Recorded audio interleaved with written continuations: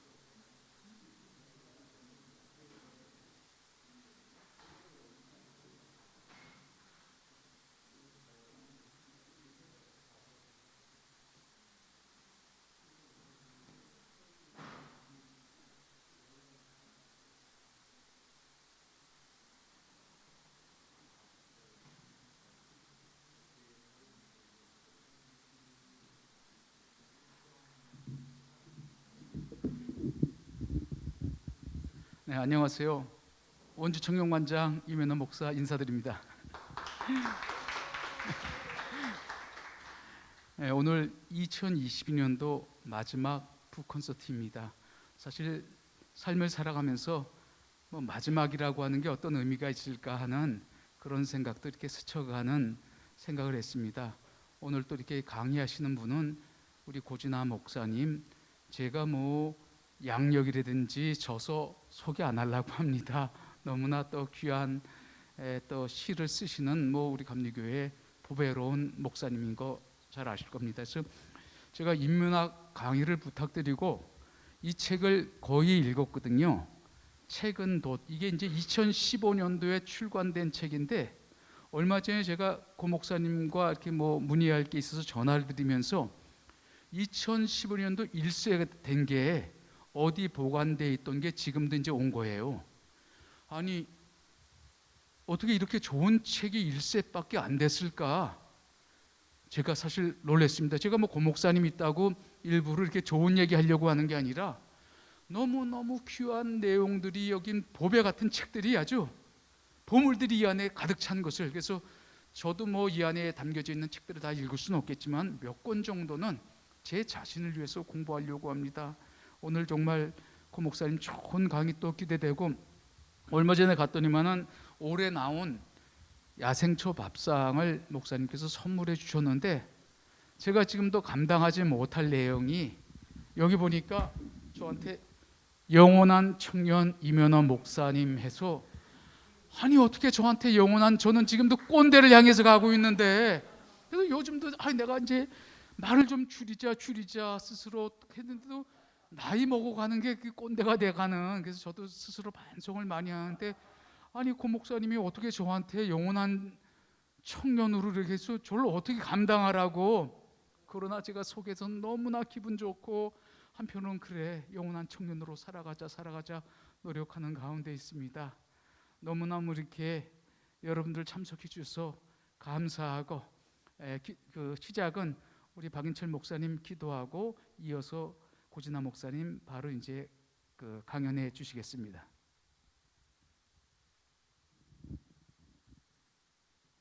좋으신 하나님 감사합니다. 어느덧 2022년 마지막 우리 북콘서트를 맞이했습니다. 또 우리 귀한 고진아 목사님 모시고 함께 우리 인문학 강좌를 듣게 되었습니다. 우리가 매번 북콘서트를 할 때마다 또 책을 접할 때마다 우리의 생각의 지평이 넓혀지게 하시고 우리가 하나님을 바라보며 세상을 바라보며 이 땅 가운데 목회자로서 또한 하나님이 우리를 창조하신 창조물로서 또 주님 앞에 귀하게 쓰임받는 귀한 일들이 있게 하여 주옵소서.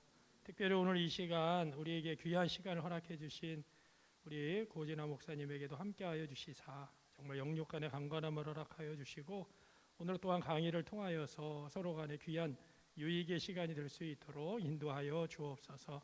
지금 이 시간 우리와 함께 하실 하나님을 찬양하며 예수님의 이름으로 기도하옵나이다. 아멘. 자, 우리 고진아 목사님 모시겠습니다. 힘찬 박수로.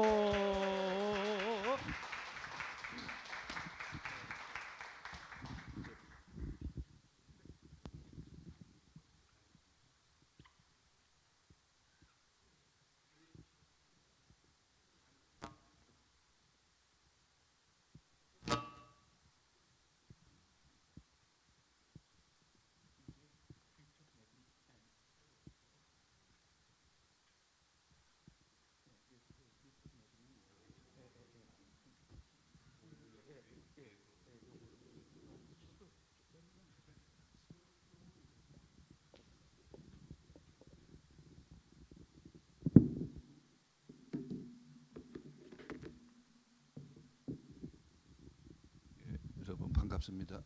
목사님들이 많으시다고요? 사모님들하고 저는 얼마 전에 제 대학 동창이 한두 명 놀러 왔었는데 집안에 들어서면서 어이 촌놈 있나? 그러고 들어와요.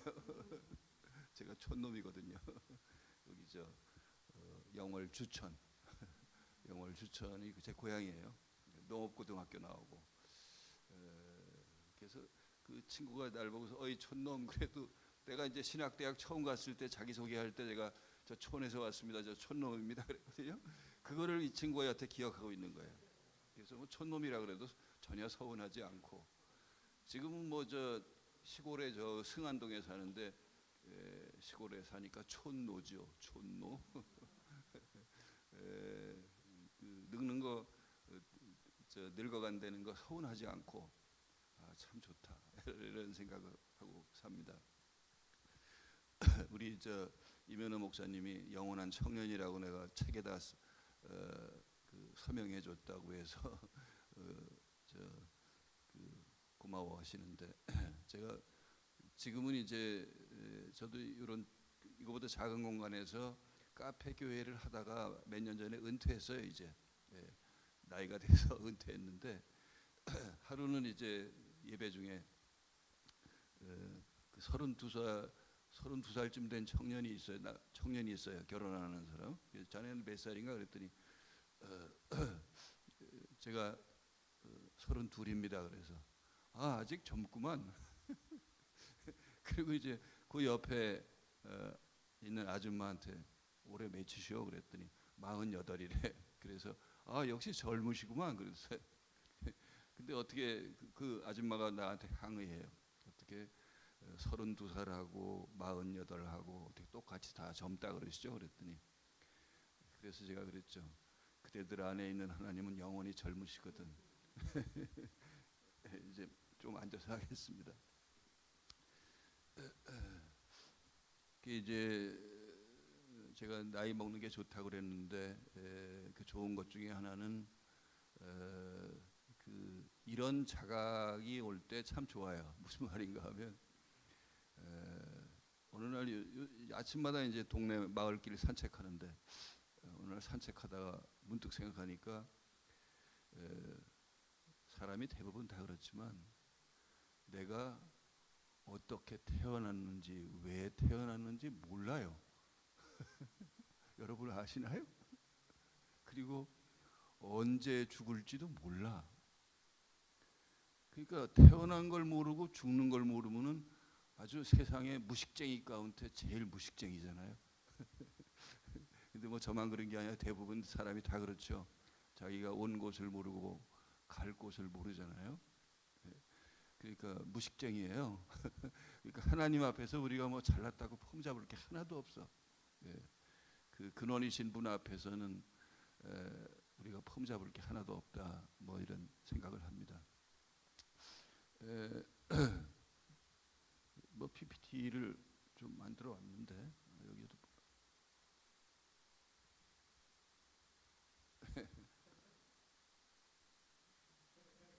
잘 좀 해주세요. 눌렀는데 안 되는데. 아 저쪽으로. 근데 안 되잖아. 됐어. 아 저쪽으로.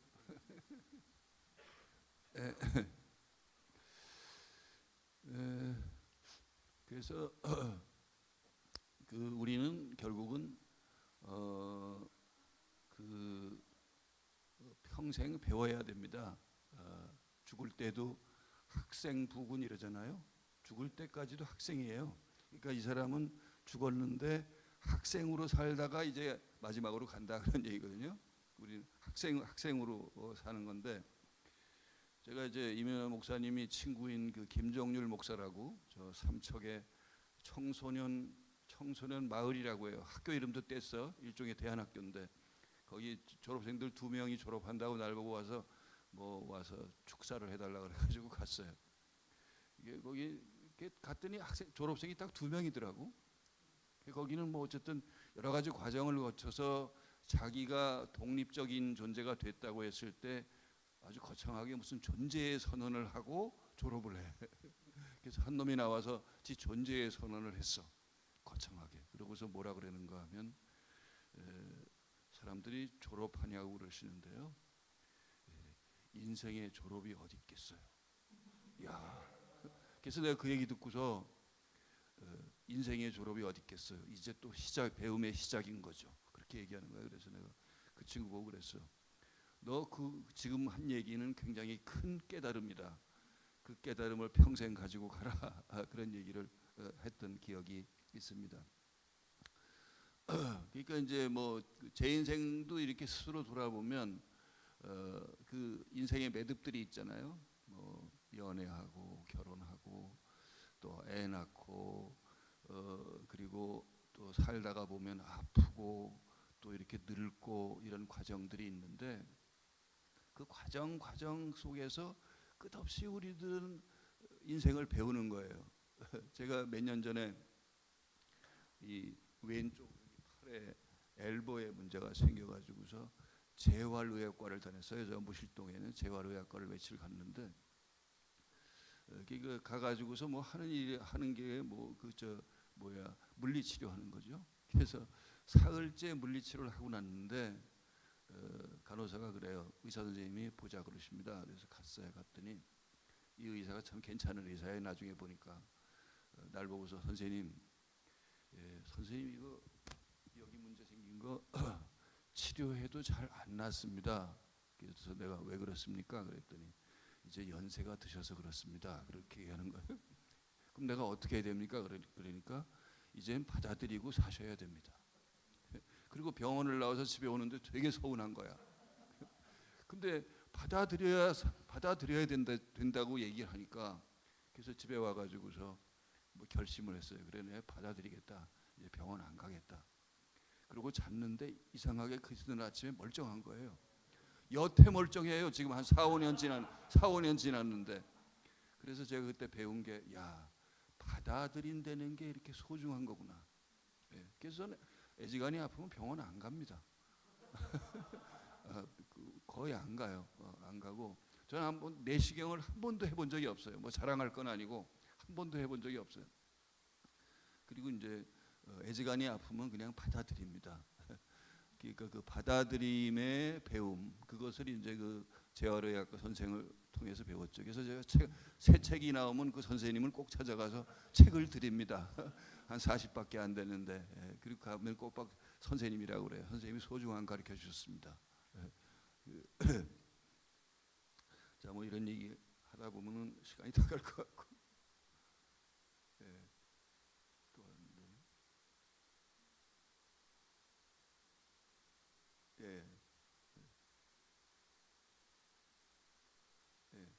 이거 제가 살고 있는 집입니다. 저 흥원면 승안동에 있는데 위에 글자가 무슨 글자죠? 네, 불편당입니다. 저기 불편당. 조금 불편하게 살자. 이 시대가 너무 편리를 추구하다 보니까 세상이 황폐해져 가고 있잖아요. 그래서 조금 불편하게 살자. 실제로 우리 집에 이제 화장실도 안에 없어요. 그래서 아직도 요강 씁니다. 근데 사람들이 오면 요강 어떻게 불편했어? 그런데 너무 편리합니다. 특히 겨울에는 너무 편리해요. 그리고 매일 한 번씩 이제 요강 씻고 요강에 나온 오줌 텃밭에다가 주고 그래서 텃밭에 거름이 되고 그렇죠. 그래서 여기 이제 우리 집인데 제가 여기 들어간 지 한 15년 가까이 됐습니다. 여기가 지금 제 인생의 학교죠. 그래서 이 학교에는 제비들이 해마다 찾아옵니다. 그 제비들이 해마다 찾아와 가지고 올해도 왔었어요. 올해는 조금 늦게 왔다가 새끼 4마리 까가지고 갔는데 그래서 제비가 들어오면은 너무나 기쁘죠. 그리고 반갑게 맞이하고 또 알을 품을 때는 그 둥지 밑을 조용조용히 다니고 그리고 이제 새끼까지 나면은 싸는 똥이 엄청나게 많거든요. 하얀 백금 같은 똥을 싸는데 그런데 이제 그 똥을 그렇게 싸고 그렇게 하고 새끼가 자라면은 어느 날 홀연히 사라집니다. 자기가 그렇게 애지중지 지었던 둥지도 미련 없이 버리고 새끼들 데리고 어디론가 감쪽같이 사라집니다. 그래서 제가 20g의 무심이라는 시를 썼어요. 그래서 제가 제비에게 무심을 배우는 거죠. 우리 사람들은 뭐 요즘도 부동산이니 이것 때문에 난리법석이지만은 제비들은 그런 것에서 자유로운 거예요. 근데 걔들 오는 거 보면 참 신기해요. 꼭 3월 삼진날 옵니다. 어김없어요. 어떻게 그렇게 지혜로운지 유전자 속에 뭔가 그렇게 새겨져 있겠죠. 그래서 이제 제가 이제 제비가 오면은 우리 집은 제비 학교로 변하는 거죠. 제비 학교로 변하고. 그래서 좀 진행을 해보겠습니다. 엘리자베트 퀴블러 로스라는 사람 아시나요? 이 양반이 이제 죽음학의 선구자인 정신의학자고 호스피스 운동의 선구자죠. 여러분도 혹 책 가지고 계실런지 모르겠는데 인생 수업이라는 책이 있죠. 저는 이거 한 2번 읽었습니다. 읽으면서 좋았던 것은 이 엘리자베스 퀴블러 로스가 그렇게 인생이라고 하는 것은 평생 배움의 과정이다라고 얘기하는데 자기 스스로도 배움의 과정을 마지막에 통과합니다. 이 사람이 의사지만 마지막에 중풍이 걸렸어요. 중풍이 걸려서 꼼짝할 수가 없잖아요. 그러면 남의 도움을 받아야 되잖아요. 간호사들의 도움을 보고. 처음에는 간호사들의 도움을 안 받겠다고 아주 고집 센 여자거든요. 난리 법석을 칩니다. 너네들 나 왜 괴롭히냐고. 그리고 이 양반이 골초거든요. 그래서 그 병상에 중풍이 걸려 누워서도 담배를 핍니다. 못 피게 하면은 난리 법석을 쳐요. 그러면서 자기가 깨닫는데 이제는 내가 마지막에 내가 배워야 될 배움은 평생 나는 남을 돕고 남에게 사랑을 베푸는 삶을 살아왔지만 그거는 잘하는데 남의 사랑을 받는 거는 내가 익숙하지가 않구나. 그래서 이제 남은 생은 다른 사람의 배려와 도움과 사랑을 받는 법을 이제는 배우라고 하시는구나 하느님께서. 그렇게 하면서 자기의 남은 생은 남의 사랑을 받는 법을 배우는 것을 자기 마지막 생의 과제로 배움의 과제로 삼습니다. 그 대목이 저는 참 인상적이었어요.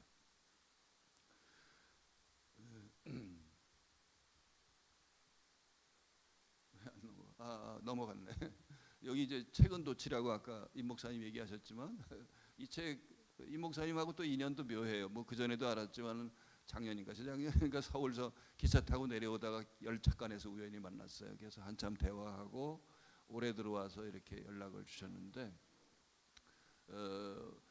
저 책은 안 팔렸어요. 별로 안 팔렸는데 여전히 초판인데 저 책은 제가 평생에 읽은 책들 가운데 내 가슴에 새겨져 있는 책들 한 30권 가지고서 쓴 거예요. 그러니까 저 책을 가지고서 이 목사님은 얘기해 주시기를 원했는데 30권이나 되는 책을 얘기할 수도 없고 또 책의 주제들이 다 달라요. 무슨 사랑, 죽음, 뭐 고독, 뭐 여러 가지가 쫙 나오는데 그래서 그걸 다 얘기할 수도 없고 그리고 저 책 쓴 지 몇 년 됐으니까 나는 까맣게 잊었어요.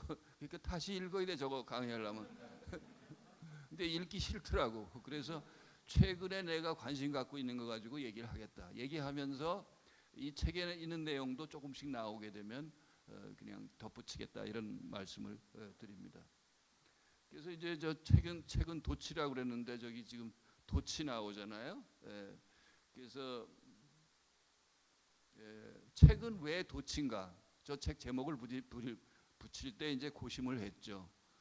근데 도치라는 걸 제가 참 좋아해요. 그래서 도치라고 하는 것은 닷하고는 달리 저 비슷한 글자가 닷이 있고 돛이 있고 덫도 있습니다. 덫은 이제 새 같은 거 잡을 때 노루 같은 거 잡을 때 치는 게 덫이죠.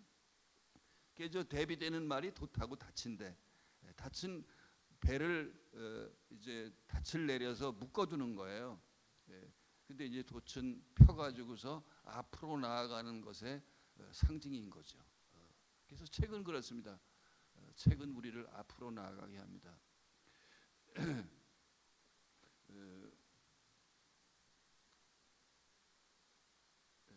그다음에 이제 제가 신학을 전공했잖아요. 감리교 신학대학에서 대학원까지 했는데 제가 이제 어떻게 시인이 됐는가? 제가 이제 신학대학 처음 갔을 때 그 시골서는 뭐 공부 조금 한다 그래가지고 갔는데 서울 갔더니 뭐 대광 나오고 배재 나온 친구들 나중에 다 교수들 감신해서 교수들 했지만은 이제 그 친구들한테 기가 팍 죽는 거예요. 왜냐하면 영어를 너무 못해서 영어를 일주일에 3시간 배웠는데 영어 선생님이 농업 선생님이 영어를 가르쳤어요. 어떻게 그 농업 선생님이 영어를 가르치냐? 양반이 카주차를 다녔어. 군대 가서. 근데 카주차도 미군 카주차가 아니라 영국군이 있는 카주차 부대였어. 그래서 거기서 카주차를 해가지고 이 양반 영어가 영어식이야. 영국식이야. 그래서 제가 첫 시간에 수업이 시작돼가지고서 영어 선생님이 이제 그 교과서를 펴들고 돌아가면서 읽게 내 차례에 와서 딱 읽었는데 애들이 막 웃는 거예요. 선생님도 웃고. 그래서 나중에 왜 웃냐 그랬더니 너 영국 갔다 왔냐 그러더라고. 그러니까 다 미국식으로 영어 책을 읽는데 나만 영국식으로 읽은 거예요.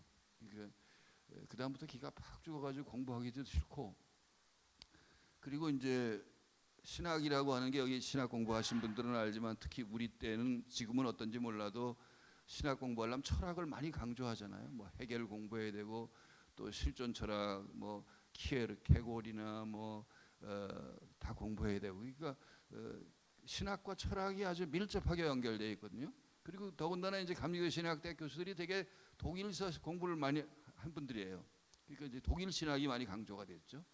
더군다나 제가 이제 변선한 교수 밑에서 제자로 이렇게 컸으니까. 근데 이제 그러니까 이제 신학의 언어가 싫은 거야. 왜냐하면 너무 딱딱한 철학적 언어. 그래서 제가 그렇게 표현했는데 마치 마른 뼈다귀를 씹는 것 같다. 신학의 언어를 읽으면 촉촉함이 없고. 그래서 이제 신학의 흥미를 잃고 혼자 기숙사 허름한 기숙사에 가난한 신학생이 들어앉아가지고 그래도 이제 그때는 FM 라디오가 있어서 TV도 없던 시절이니까 FM 라디오가 있어서 그거 이렇게 귀에다 대고 들으면서 몇 줄씩 끄적거린 거예요. 끄적거려가지고서 그 당시 조그만 학보가 있었는데 거기다 냈더니 당선이 된 거야. 그래서 내가 시에 조금 재능이 있나? 그리고 그 다음부터 본격적으로 시 공부를 하게 됐어요. 그래서 아무튼 그렇게 해서 시 공부도 뭐 어디 가서 배울 때도 없고 또 저는 이제 그 평생 독학이에요. 모든 걸 다 독학이에요. 요새 우쿨렐레도 배우는데 혼자 독학하고 있어요. 유튜브 보고서. 근데 아무튼 시도 그렇게 독학을 10년을 해가지고 겨우 시인으로 데뷔했죠. 그래서 이제 시인으로 데뷔하고 나서 저는 내가 문학을 공부하고 시를 공부한 게 참 잘 됐다. 왜냐하면 신학은 딱딱한 철학의 언어로 되어 있잖아요. 근데 여러분들 예수님이 사용한 언어를 한번 생각해 보세요. 예수님은 어떤 언어를 사용하셨습니까? 철학적 언어를 사용하셨습니까? 문학적 언어를 사용하셨죠. 네. 그래서 비유로 말씀하시고 이야기로 말씀하시고 시로 말씀하시고 하나님 나라 비유도 다 이제 문학적인 언어죠. 만일 예수님의 그 언어가 문학적인 언어가 아니었다면 지금 2000년이 넘은 지금 신약 성경이 사람들에게 읽혀지지 않을 겁니다. 그게 문학의 언어가 아니었다면 그렇지 않겠어요? 딱딱한 무슨 논설 같은 그런 언어로 신약 성경에 쓰여졌다고 하면 예수님은 그런 철학적인 기반이 없지는 않았겠죠. 영민하신 분이니까 알고 있었겠지만 그러나 그분은 그런 언어로 말하지 않고 문학의 언어로 말했다고 하는 거죠. 사도 바울의 언어랑 비교하면 사도 바울도 문학적인 비유가 많지만은 사도 바울의 언어랑 비교하면 사도 바울은 굉장히 철학적이죠. 그런데 예수님의 언어는 문학적이라고 하는 거죠. 그래서 이제 제가 저기 시와 신학의 엇갈림과 어울림이라 그러는데 처음에는 저게 신학과 문학이 많이 엇갈렸어요. 그래서 신학을 아예 싫어하고 일부러 안 읽고 그러다가 대학교 한 3학년 때부터 좀 문학에 관심을 가지면서 신학도 내가 문학의 언어로 표현할 수 있게 되니까 신학이 더 맛이 있게 됐었죠.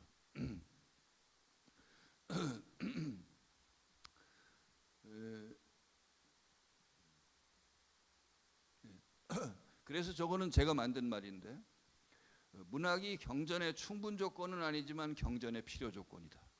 이런 건 적어두시면 좋죠. 문학이 경전의 충분 조건은 아니지만 그렇지. 그러니까 문학으로 되어 있다 그래가지고 그게 다 경전이 되는 것은 아니죠.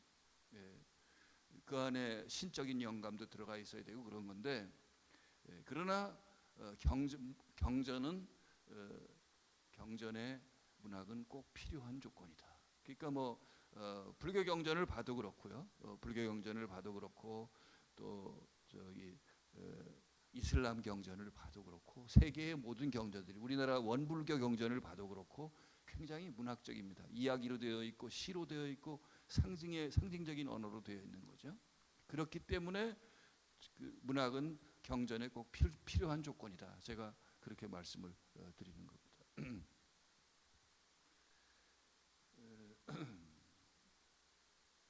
네. 그다음에 이 목사님이 인문학 얘기를 좀 하라고. 사실 인문학이라는 말을 제가 신학대학 다닐 때는 인문학이라는 말을 사용하지 않았어요. 거의 그 시대에 그냥 교수님들이 문학도 읽어, 철학도 읽어 그랬지, 뭐 사회학도 읽어 그랬지.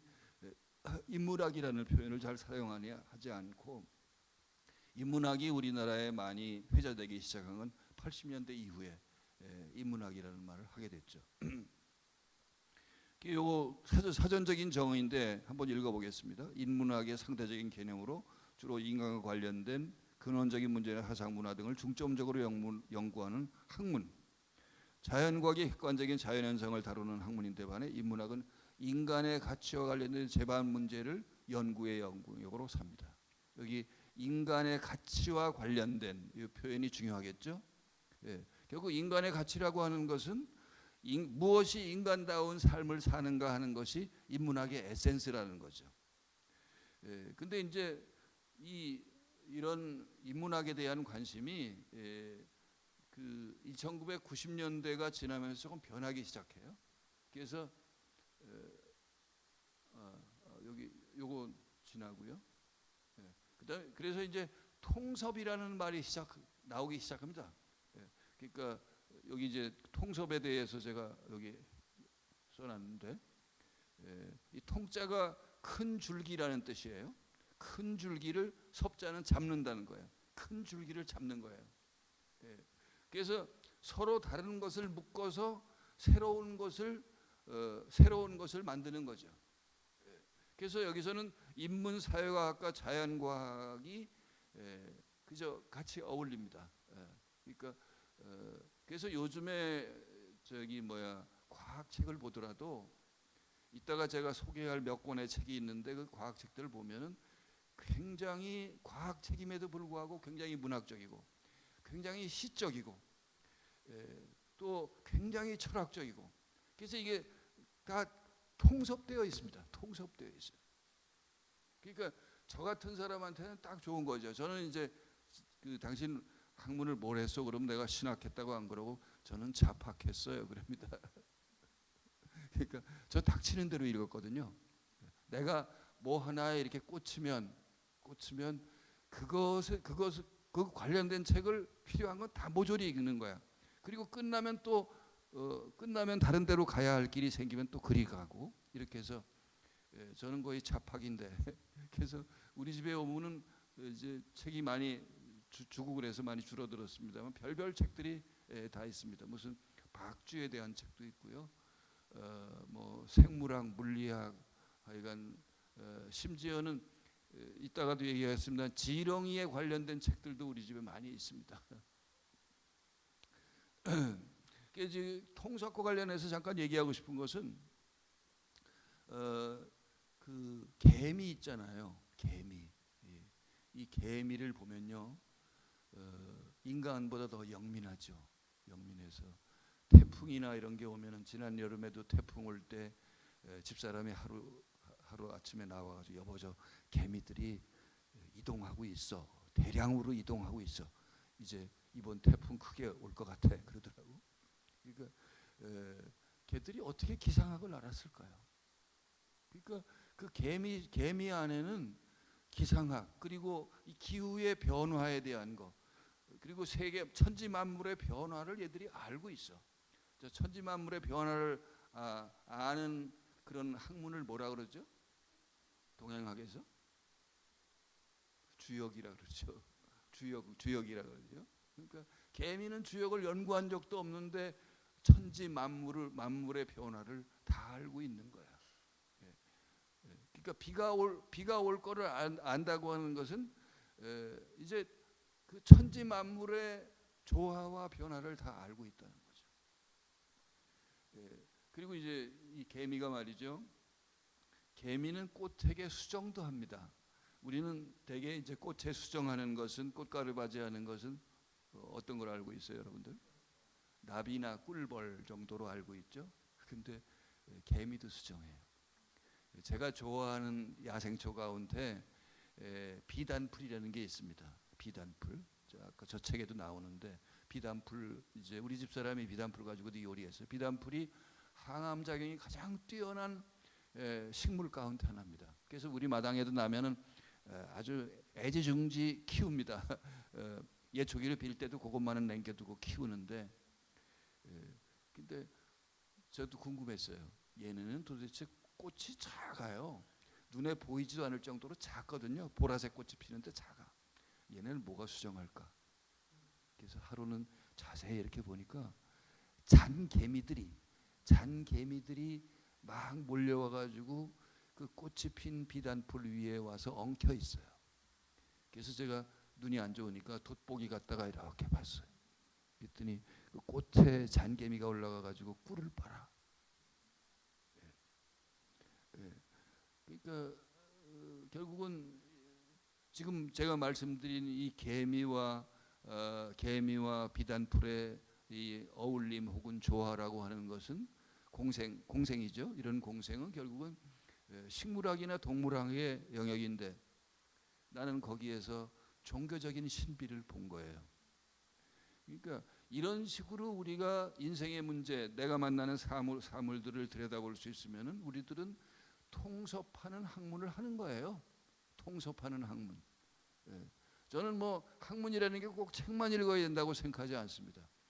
예, 내가 결혼해서 부부가 살면서 옥신각신하고 이렇게 살아가면서 그것도 우리가 읽어야 될 책이에요. 부부관계, 부부의 문제도 읽어야 될 책이라고. 아픈 것도 읽어야 될 책이고. 제가 여기 아파가지고서 그 받아들이는 걸 배웠다는데 이게 책이에요, 나에게. 우리들은 꼭 종이로 된 책만 책이 아니라는 거죠. 자, 이제 넘겨보실까? 예, 고맙습니다. 예.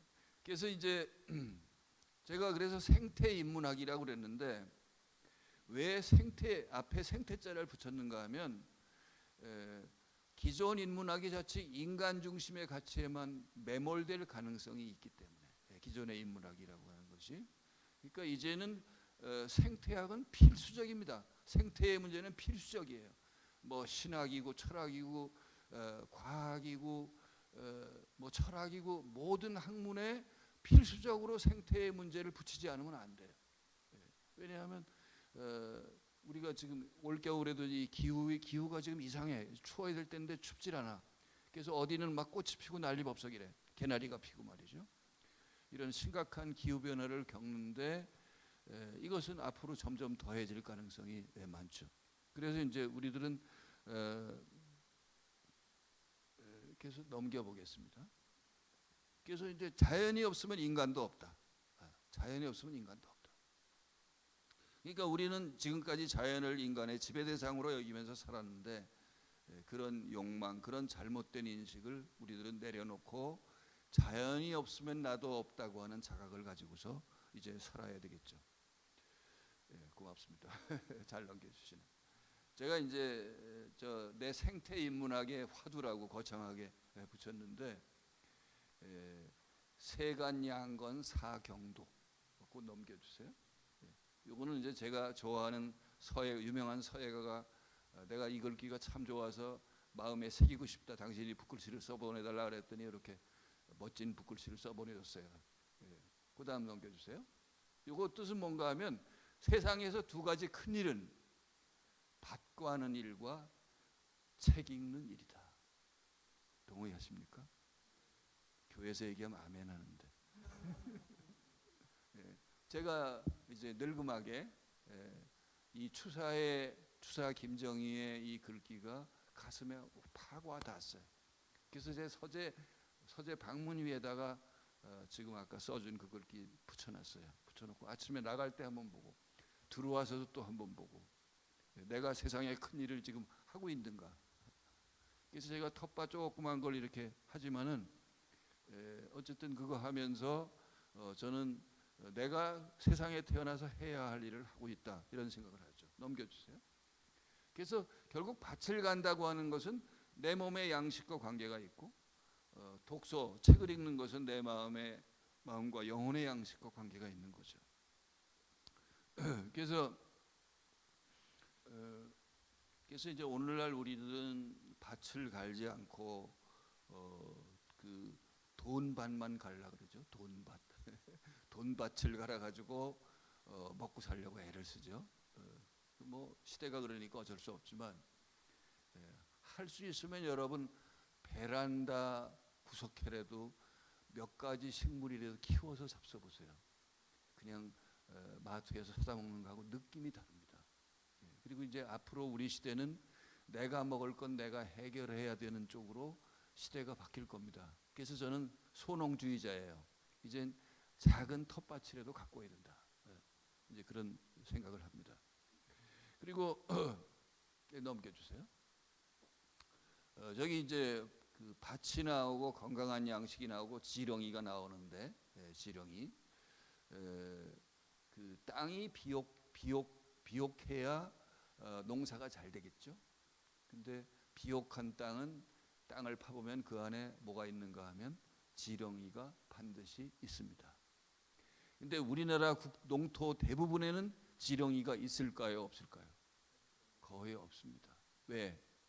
농약, 제초제 범벅으로 치고 고추 농사 지을 때 여러분들 농약을 몇 번 좀 치는 줄 아세요? 20번 내지 30번씩 칩니다.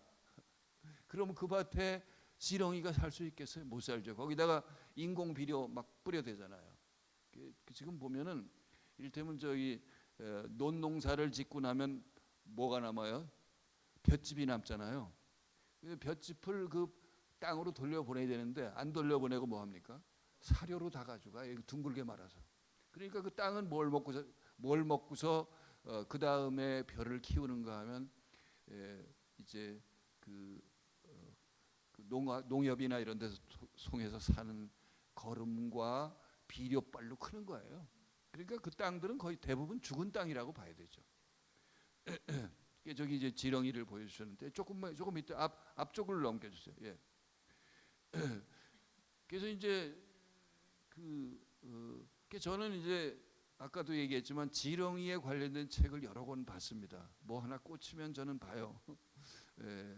근데 그래서 이제 찰스 다윈 같은 사람이 뭐라고 얘기했는가 하면 찰스 다윈은 유명한 진화학자고 박물학자지만 찰스 다윈은 말년에 지렁이를 직접 항아리에 넣어서 키우면서 관찰하고 그러면서 지렁이에 관련된 책자를 냈습니다. 그게 그 논문이 번역이 돼 있어요. 우리나라에 드물게.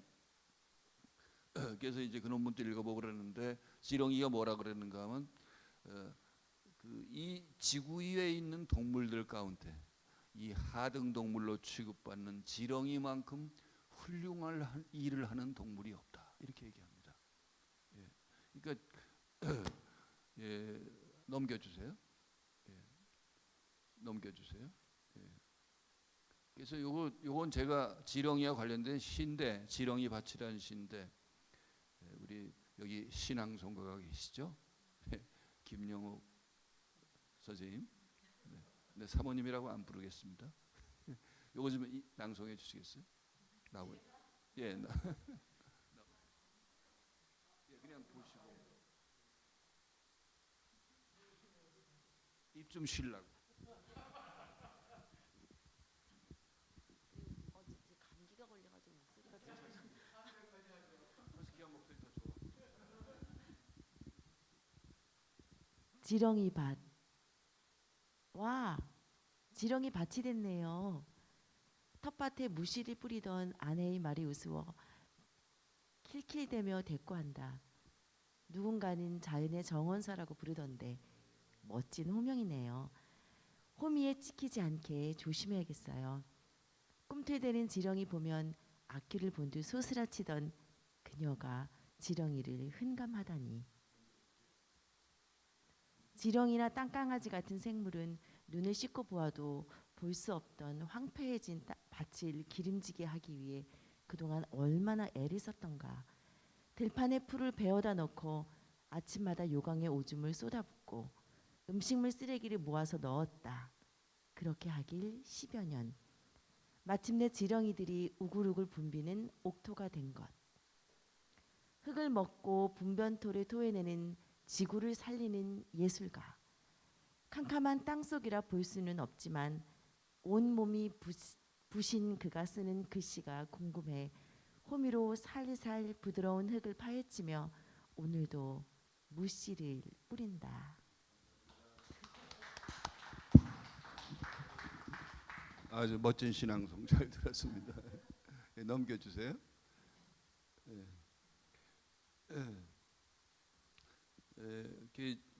제가 뭐 하나 꽂히면 집요하게 물고 늘어진다고 말씀드렸는데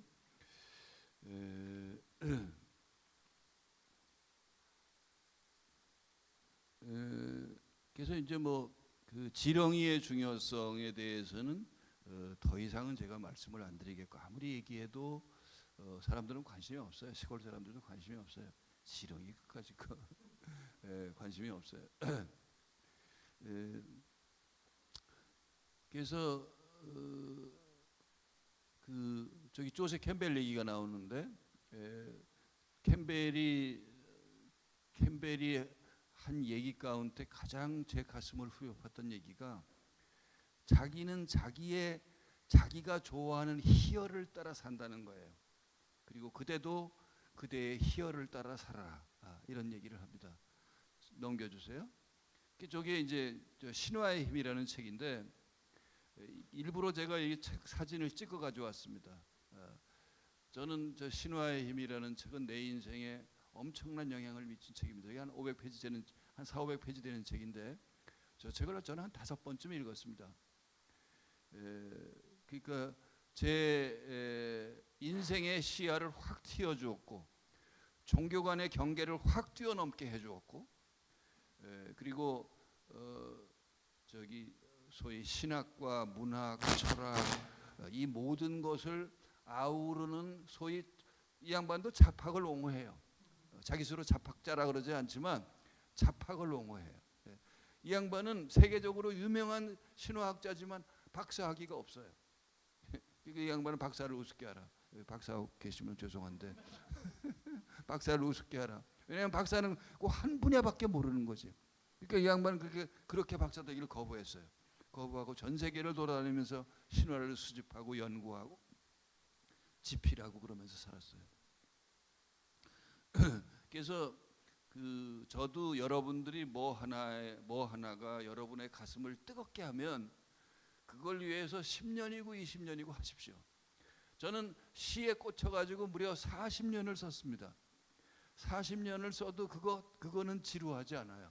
그리고 내 가슴을 매일같이 맨날 뛰게 만들죠. 그래서 뭐에 꽂히냐? 요새 임 목사님 보니까 유튜브에 꽂히셨던데 10년, 20년 하십시오. 그러면은 성과를 이뤄낼 수 있을 겁니다. 그러니까 뭐 1, 2년 하다가 뭘 얻겠다라고 하는 거는 이건 욕심이지, 터무니없는 욕심이죠. 10년, 20년을 해야 뭘 하나를 성취할 수 있습니다. 넘겨주세요. 그래서 요즘 제가 쓰는 시와 산문, 저는 시를 사실은 재능이 스스로 부족하다고 생각해서 매일 씁니다. 매일 1시간은 써요. 1시간은 시를 위해서 투자합니다. 저녁에. 물론 1시간 투자하다가 보면 2시간이 될 때도 있고 3시간이 될 때도 있어요. 근데 매일 내 시가 안 써지면 남의 시집이라도 읽든지 아니면 사전을 찾든지 시에 몰입하는 삶을 지금도 그렇게 삽니다. 제가 첫 시집을 내기 전에 습작기 때는 하루 한 15시간씩 앉아 썼어요. 그래서 어느 날 집사람이 부부간대는 엉덩이도 보잖아요. 어느 날 내가 엎어져 자는 내 엉덩이를 이렇게 들춰보고서 엉덩이가 시커멓게 썩었다고. 젊을 때 엉덩이가 시커멓게 됐다고. 지금은 이제 말짱해졌어요. 그렇게 오래 안 앉아 있으니까. 그러니까 젊을 때는 어쨌든 그렇게 습작기 때는 열심히 했죠. 그리고 지금도 이제 조금 이따 넘겨주시고.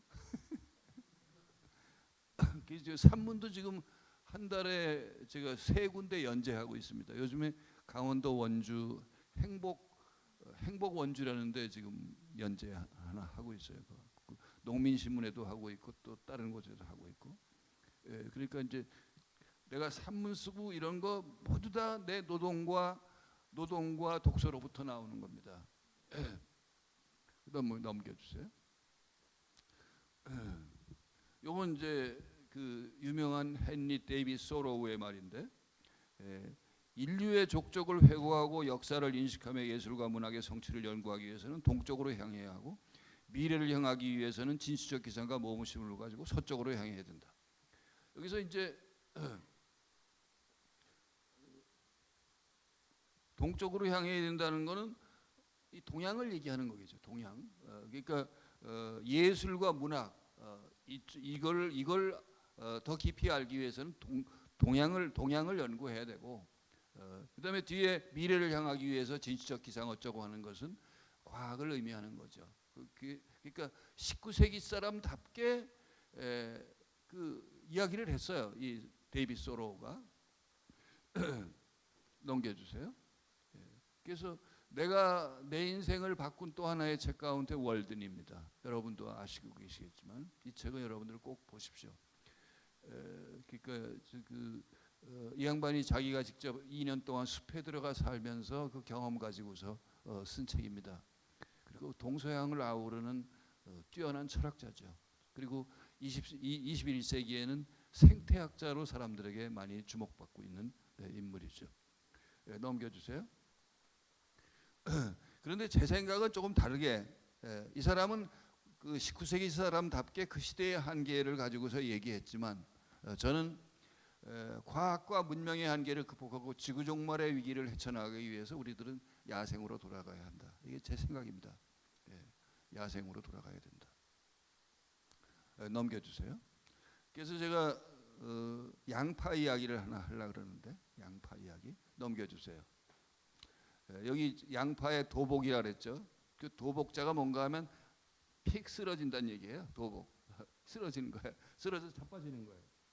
지금 양파밭이에요. 양파를 우리 동네에선 중부지방에 안 키웠는데 최근에 중부지방까지 올라왔어요. 되게 전라도 경상도에서 키웠는데 양파가 이제 올라왔어요. 기후가 변해서. 우리 동네에도 작년에 한 집이 넓은 밭에다 양파를 심었어요. 그래서 어느 날 보니까 저렇게 자빠져 있는 거예요. 그게 왜 저렇게 자빠져 있냐? 양파는 자기가 이제 농부의 손에 자기가 키운 결실을 맡길 때가 다가오면 한 열흘 전쯤에 저렇게 다 자빠져요. 푸른 잎이 자빠져요. 이게 참 신비로운 거죠. 넘겨주세요. 그래서 제가 현자 양파라는 시를 하나 썼습니다. 현자 양파. 이 시 읽으면 그냥 느낌이 팍 오실 거예요. 제가 읽겠습니다. 마을옥이 넓은 양파밭, 푸른 양파잎들이 일제히 옆으로 누워 있었다. 이건 무슨 일? 너무 가물어서 그런가? 마침 양파밭 주인이 풀을 뽑고 있기에 가까이 다가가서 물었다. 왜 저렇게 푸른 양파잎들이 누웠죠?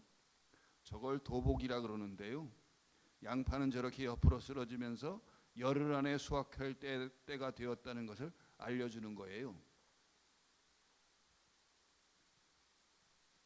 넘기셨죠? 네, 알려주는 거예요. 저 죽을 때를 모르는 사람보다 낫지요. 이건 사실은 내가 붙인 말이에요. 시인이 붙인 말이에요. 사람은 저 죽을 때를 모르잖아. 근데 양파는 아는 거야. 집으로 돌아오며 생각했다. 그래서 양파는 벗기고 벗겨도 또 벗길 깊은 속을 지니게 된 거라고. 그래서 저를 까는 사람 눈물 쏙 빼나올 만큼 매운맛을 지니게 되는 거라고. 그래서 제가 다 써놓고 나서 현자 양파다 제목을 그렇게 붙이게 된 거죠. 그렇다면 양파도 지능이 있는 걸까? 양파가 과연 지능이 있는 걸까? 그거 넘겨주세요. 찰스 다윈이 얘기합니다. 찰스 다윈이 식물의 뿌리에 그 운동의 지휘본부가 있답니다. 운동의 지휘. 이게 이제 대부분의 요즘에 현대 식물학자들이 공감하는 거예요. 그러니까 운동의 지휘본부라는 말은 뭔가 하면 뇌가 있다는 거죠. 어디에? 뿌리에 뇌가 있다는 거예요. 넘겨보세요. 이 책도 제가 한 3번 읽었습니다. 참 좋은 책입니다. 매혹하는 식물의 뇌. 그래서 잠깐요. 이 책에서 저자는 식물에게 오감이 있다고 얘기합니다. 식물도 보고 볼 수 있고, 식물도 들을 수 있고, 식물도 냄새 맡을 수 있고, 또 뭐예요? 식물도 뭐가 빠졌죠? 들을 수도 있고, 맛도 있고. 그러니까 식물도 오감을 가지고 있다는 거예요. 5가지 감각을 가지고 있다는 거예요. 그것을 이 매혹하는 식물의 뇌에서 주장을 합니다. 아주 흥미로운 책입니다. 넘겨주세요. 그렇다면 양파의 뿌리는 잎에 뭐라고 명령을 했을까? 뭐라고 명령했을까? 여러분 상상력을 발휘해 보세요. 뭐라고 명령했을까요?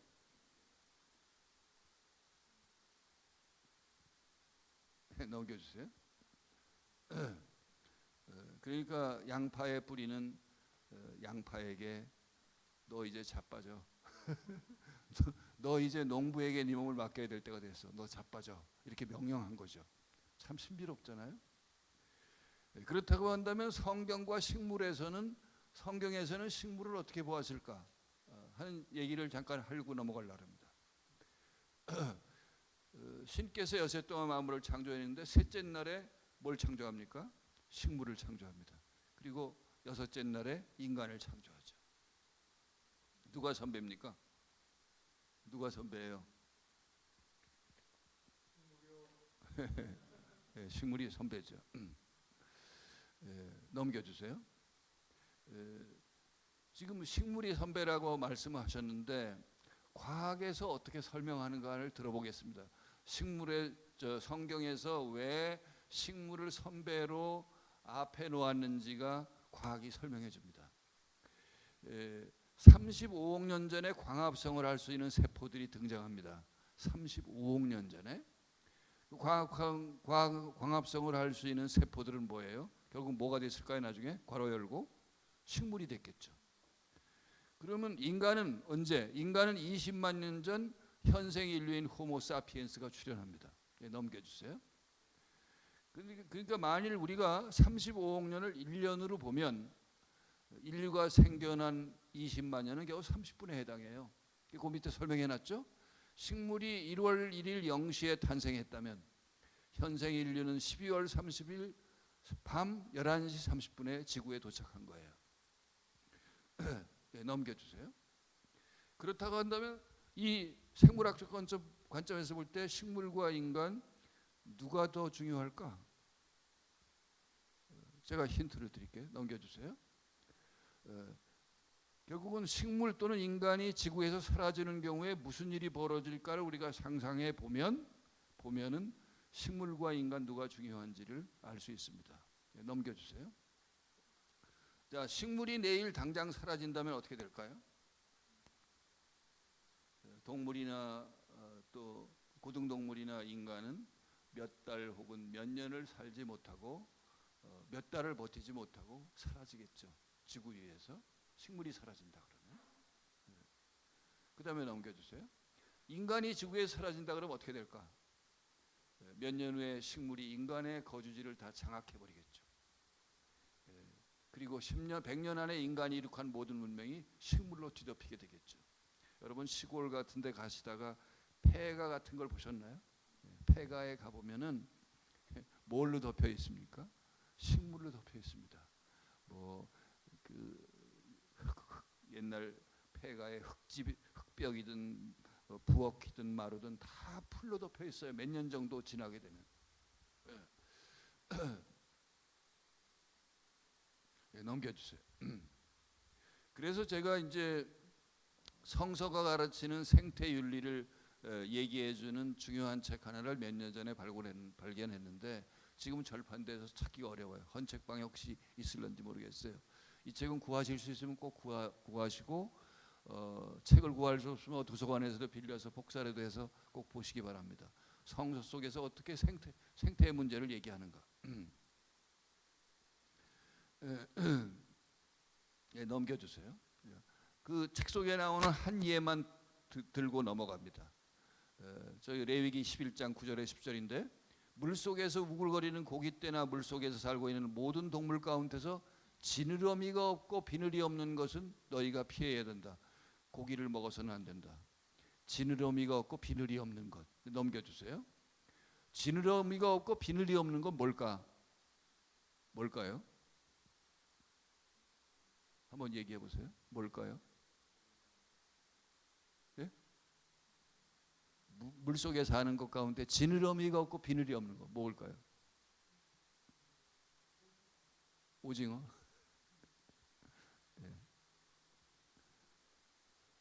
근데 성경에서 얘기하는 거는 이걸 얘기합니다.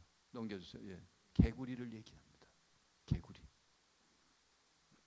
근데 이 개구리는 이로운 동물인가요? 해로운 동물인가요?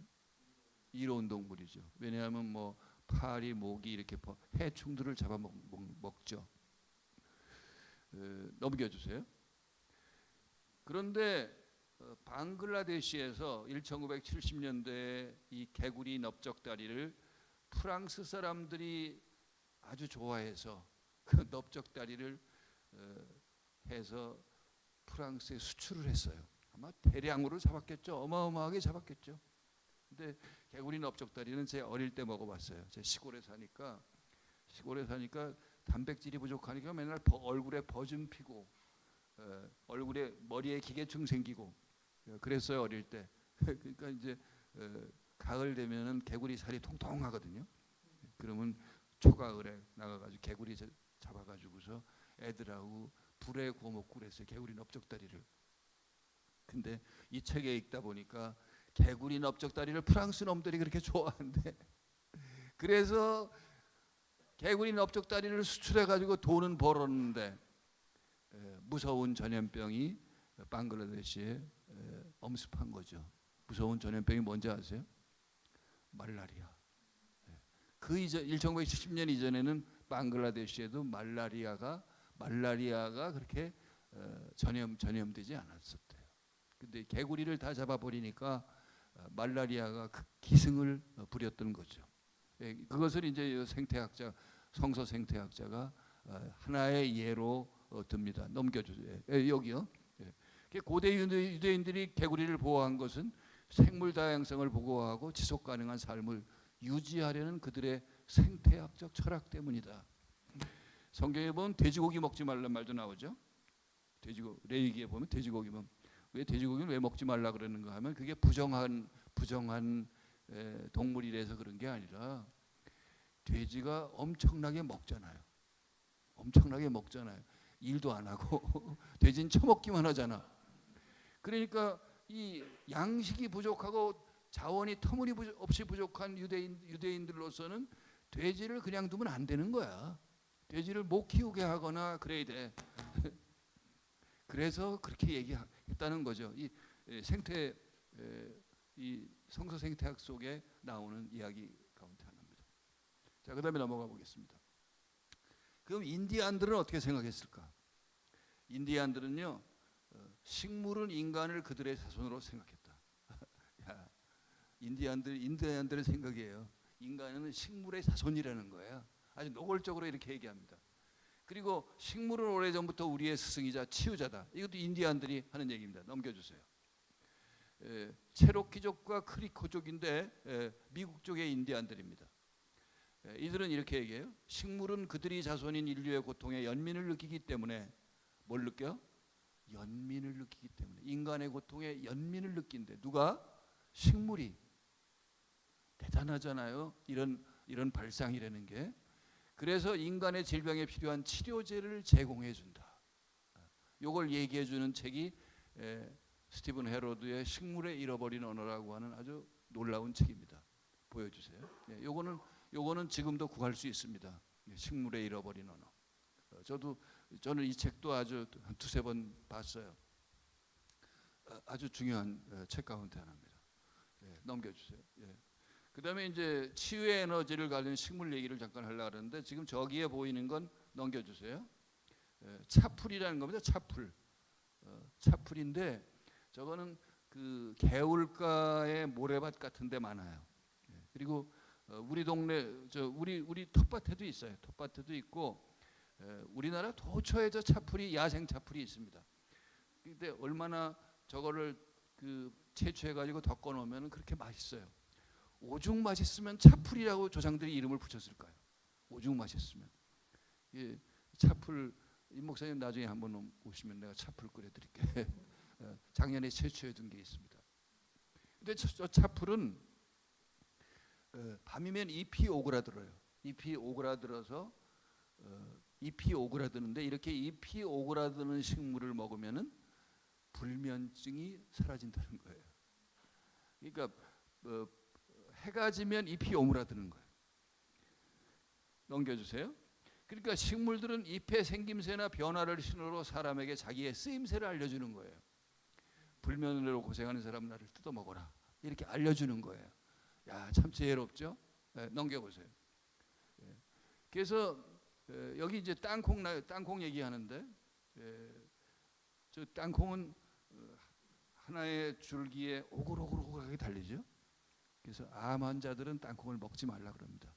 왜냐하면 오글오글 암덩어리들이 많이 생기니까. 암 환자들 주변에 있으면 땅콩 먹지 말라 그러세요. 그다음에 알도 마찬가지입니다. 계란 요새 너무 많이 먹잖아요. 어마어마하게 먹죠. 여러분도 매일 잡수죠 거의. 그리고 유일한 단백질 공급원으로 알을 엄청나게 먹습니다. 근데 우리 어릴 때는 알 1년에 몇 개 못 먹었어요. 우리 집에 닭을 키워도 엄마가 알을 다 모아놨다가 장날 가서 팔지 우리한테 잘 안 줬어요. 1년에 몇 번 뭐 얼굴에 버짐 피고 그러면은 이제 한꺼번에 한 10개 정도 삶아가지고 먹이죠.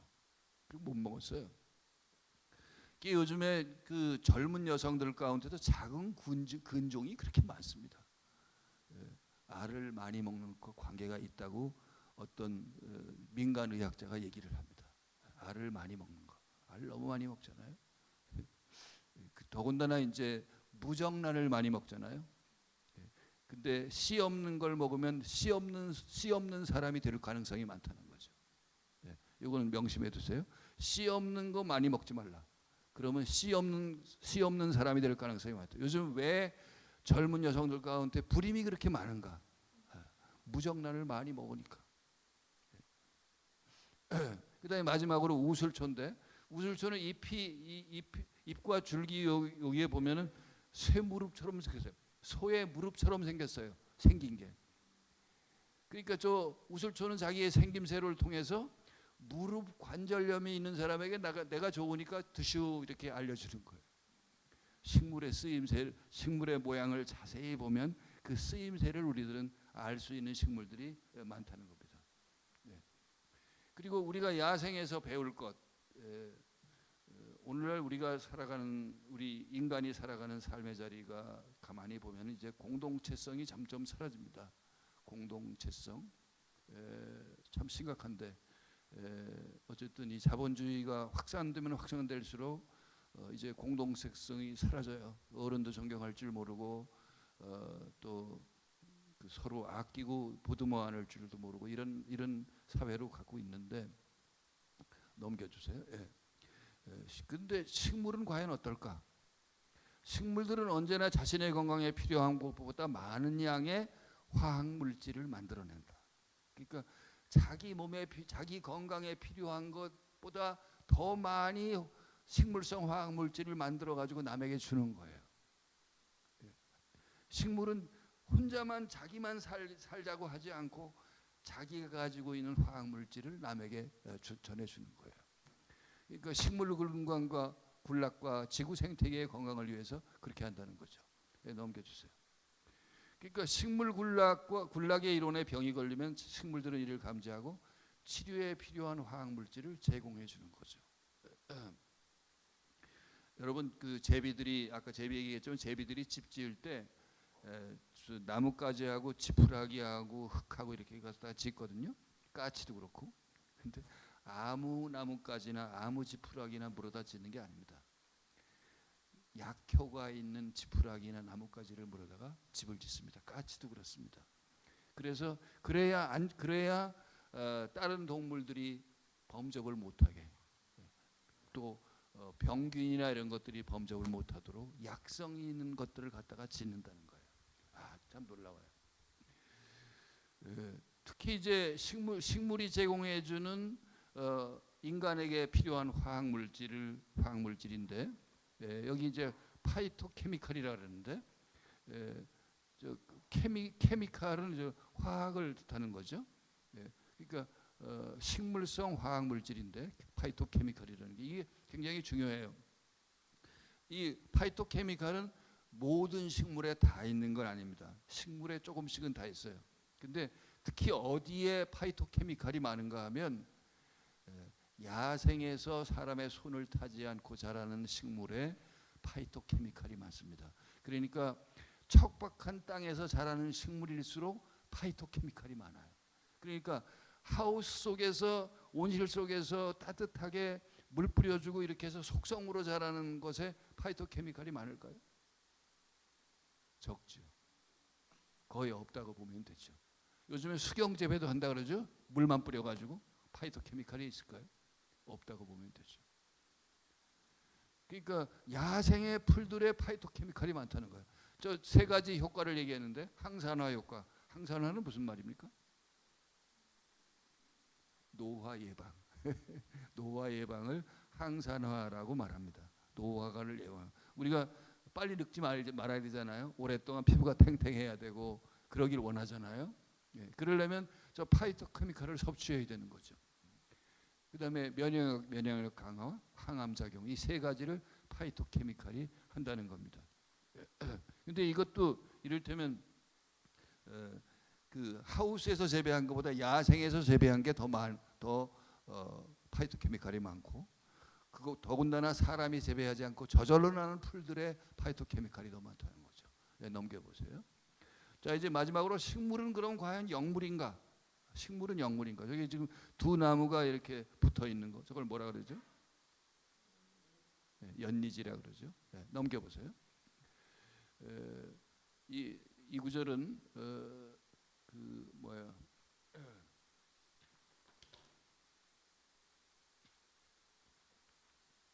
이 구절은 식물의 정신세계라는 책에서 왔는데 이 구절은 굉장히 제가 참 좋아하는 구절이라서 그대로 가져왔습니다. 인간은 식물과 함께 있을 때 가장 행복하고 편안한 기분을 느낀다. 여러분들 식물과 있으면 편안하죠? 숲에 들면 편안하죠. 왜 그런가? 여기 이유를 설명해요. 그것은 영적인 충만감에 젖어 있는 식물들의 심미적인 진동. 이런 말 들어본 적이 있어요? 예. 그러니까 영적인 충만감에 젖어 있대 식물들이. 영적인 충만감에 젖어 있대. 그런 식물들의 심미적인 진동이 우리 인간에게 오기 때문에 우리가 숲에 들면 편안하다는 거예요. 예. 그냥 편안한 게 아니고 그냥 숲에 들면 그냥 편안한 게 아니라 식물이 그걸 우리에게 전해주기 때문에 편안하다는 거죠. 네, 넘겨주세요. 조금 전에 얘기했던 이게 식물의 정신세계라는 책에 나오는 이야기입니다. 제가 식물 관련 책을 오늘 많이 소개하는데 굉장히 중요한 책들입니다.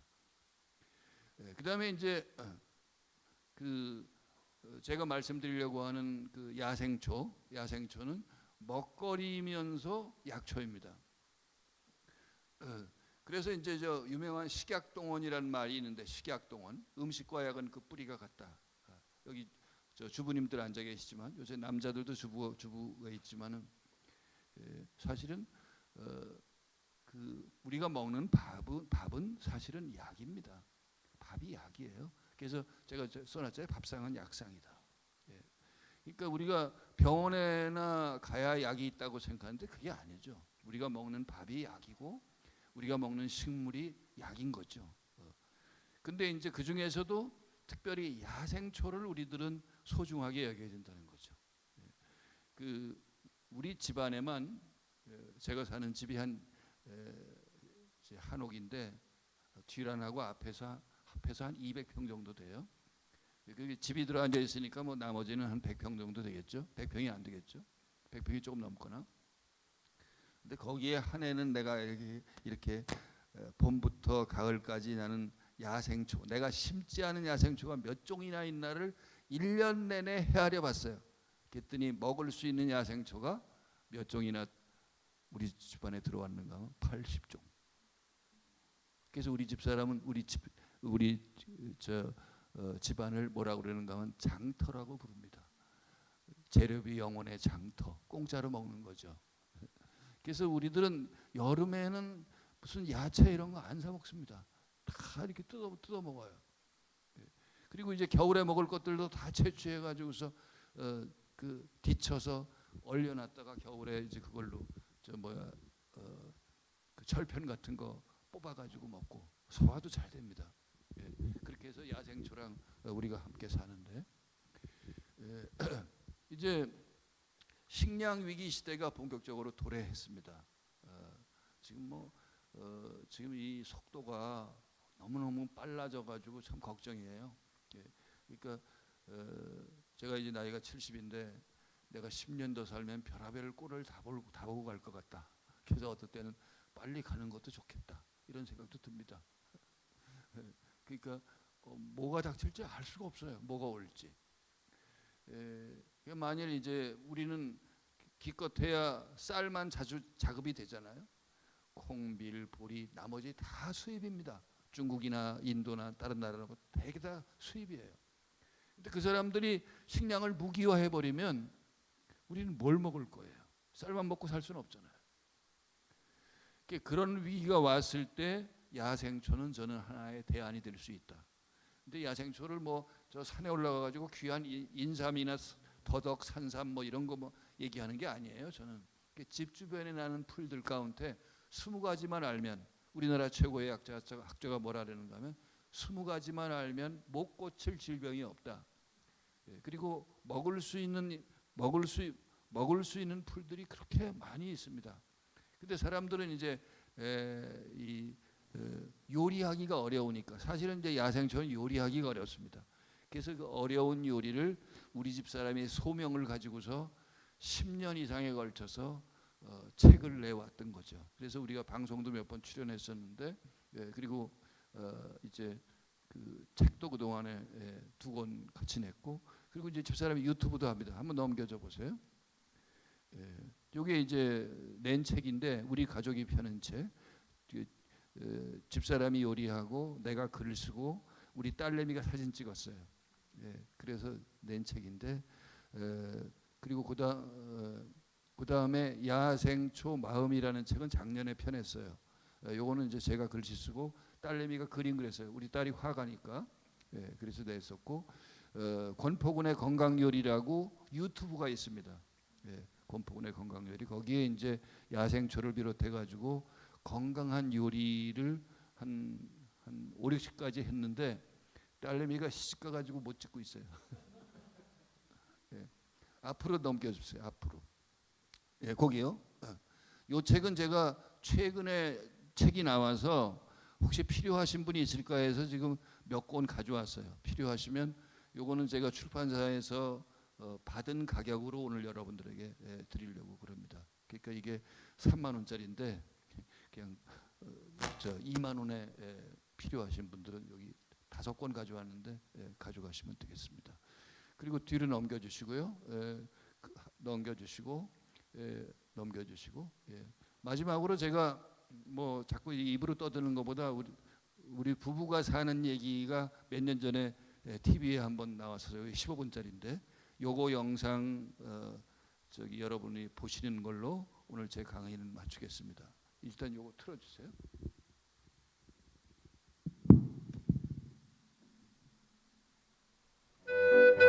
강원도 원주시 명봉산 아래